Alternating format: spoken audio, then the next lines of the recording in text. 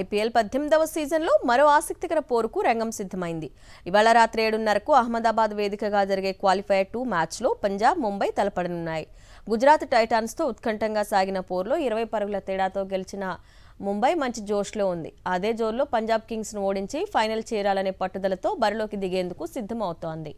మరోవైపు royal Challengers బెంగళూరుతో qualifier ఫస్ట్లో ఓటమి పాలైన పంజాబ్ కింగ్స్ ఇవాళ జరిగే మ్యాచ్లో తమ అదృష్టాన్ని పరీక్షించుకోవాలని అనుకుంటోంది. లీగ్ దశలో ఇరు జట్లు ఒకసారి తలపడగా ముంబైపై పంజాబ్ కింగ్స్ 7 వికెట్ల తేడాతో గెలుపొందింది. మరోసారి అదే తరహా ప్రదర్శనతో విజయం సాధించాలని పంజాబ్ కింగ్స్ భావిస్తోంది. క్వాలిఫైర్ ఫస్ట్ మ్యాచ్లో చేసిన తప్పిదాలను క్వాలిఫైర్ 2లో చేయొద్దనే ఆలోచనతో పంజాబ్ కింగ్స్ ఉంది. మణికట్టు గాయంతో క్వాలిఫైర్ ఫస్ట్కు దూరంగా ఉన్న యజ్వేంద్ర చావల్ ముంబైతో బరిలోకి దిగే అవకాశం ఉంది.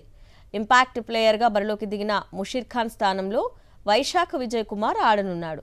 మిగతా జట్లో ఎలాంటి మార్పులు చోటు చేసుకునే అవకాశం లేదు.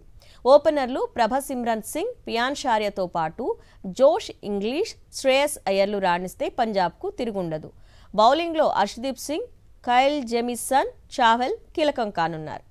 ఎలాంటి మార్పులు లేకుండా ముంబై ఇండియన్స్ విన్నింగ్ కాంబినేషన్తో బరిలోకి దిగనుంది.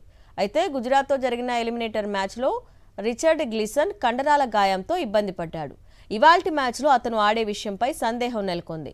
మరోవైపు దీపక్ చామర్ కూడా తొడ కండరాల గాయంతో ఇబ్బంది పడుతున్నాడు. మరో ప్లేయర్ సూర్యకుమార్కు గాయమైనా అతను ఫిట్గానే ఉన్నాడని ముంబై కోచ్ తెలిపాడు. అయితే వీరంతా సమిష్టిగా రాణిస్తే ముంబైకి తిరుగుండదు. ఇక క్వాలిఫైర్ 2లో అహ్మదాబాద్కు రెడ్ సాయిల్ పిచ్ను ఉపయోగించే అవకాశం ఉంది.